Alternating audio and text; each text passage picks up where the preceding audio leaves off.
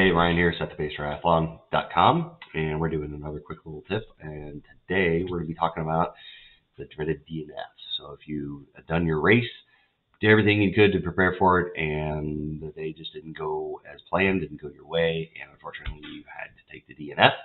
Done that a few races. I had a mechanical on the bike. Could not get a flat fixed coming out of T1. It was flat when I came in from the swim. Tried to repair it and replace it. I think I went through 3 tubes and just couldn't get it to work. One day was over. It was basically too late to even get out on the bike ride and finish. In Ironman Texas 2014, I was mile 13 on the run and just cramped up and for 30 minutes couldn't move. And transported medical tent, given an IV, felt great, and the day was over anyway. So had my fair share of DNFs, but Ironman Texas was try number 2 for me, and here I am now 9-time finisher. So didn't let that stop me, and I've done several half Ironman since Ironman Kansas. You do enough of them, and if you do the one, DNF can happen. So here's a few tips, kind of how to recollect yourself afterwards, and then come out on the other side a little bit better off than you were before you went out there. So the first one, are you one and done athlete? So this makes it a little bit more difficult pill to swallow. So if you're looking to do that one Ironman race, and you're like, that's my bucket list, I want to get that Ironman done, and you got that DNF, that's going to make it a little bit harder to swallow. So more than likely, that's going to put you back kind of at the drawing board. It's like, hopefully you don't lose that gusto to get that bucket list item done, and learn from whatever happened and what went wrong the first time around, and apply it to the next time to try to get that goal checked off your checklist. So hopefully that is a learning experience for you to get there.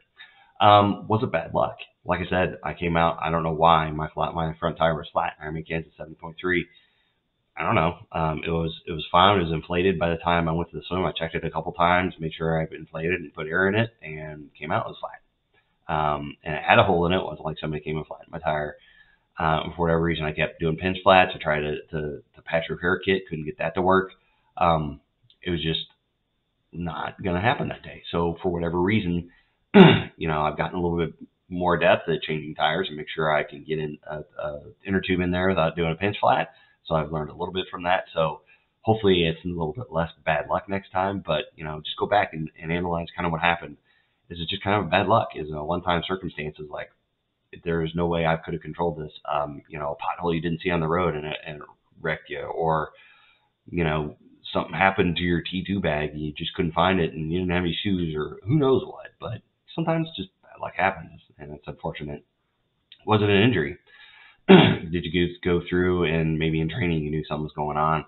You just got out there on a run course and you just could not make it through. I ran a marathon where it rained in the morning, and unfortunately we had a group of us. One athlete slipped on a metal plate that was wet and ended up twisting her knee. She made it to mile about 13. But after that, it was just, unfortunately, she was done. The lesson learned is, I guess, watch out for metal plates in the rain. But unfortunately, it was just a random injury that there's really no way.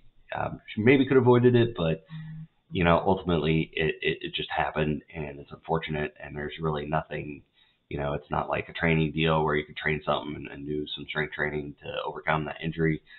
It just happens. You slip on something, or something just gets a little tweak or something, and you're done. So just keep that in mind next time, that it may be just a one-time thing, and that next time, maybe kind of avoid, like I said, a metal plate if it's raining or something like that, but maybe have your head on a swivel more on the bike if it was a pothole that got you, or a crack in the road. But sometimes just random stuff happens, so you just got to be okay with that and accept it and move on.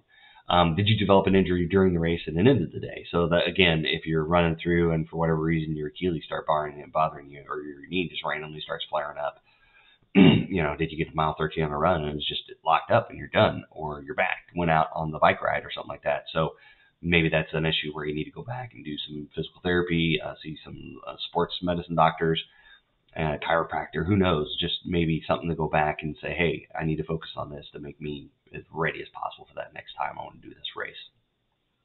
Another one is, did you get the training you needed? Sometimes you just get out there and you just run out of gas. Nutrition was on, hydration was on. You just got the end of the bike ride and you're just toast. You're done. You didn't have enough energy to make it through the run. So that, again, you're going to go back and kind of look through your plans. It's like, did I hit all my workouts? Sometimes, let's be honest, it's very hard to hit all those workouts. Even for me, still doing Ironman distance races, but some days, some weeks, it just doesn't happen because there's a lot going on in life. So did you get at least the bare minimum of training? And if not, maybe reevaluate if you want to keep trying for Ironman distance races, 70.3 races, whatever.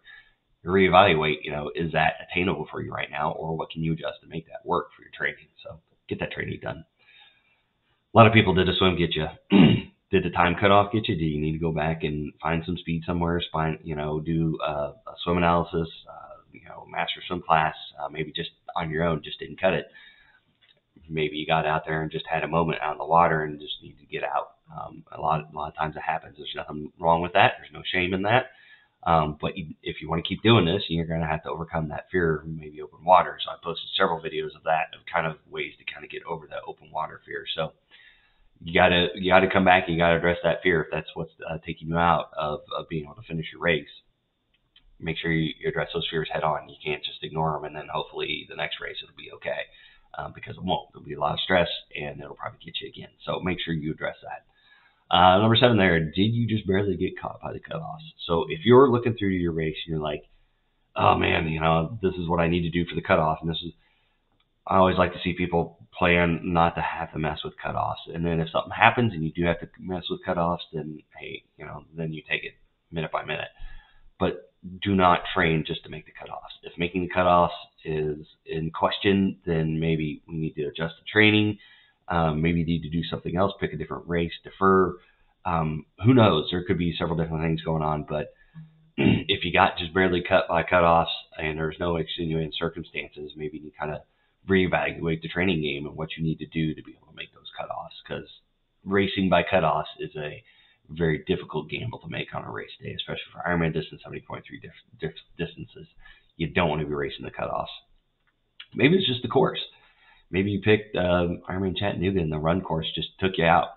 Maybe you picked Ironman Tulsa and all those hills and the wind on the bike just got you. Maybe you need to reevaluate what race course will be more suited to where I can train. Maybe going out to Ironman Florida in a flat course is more adept.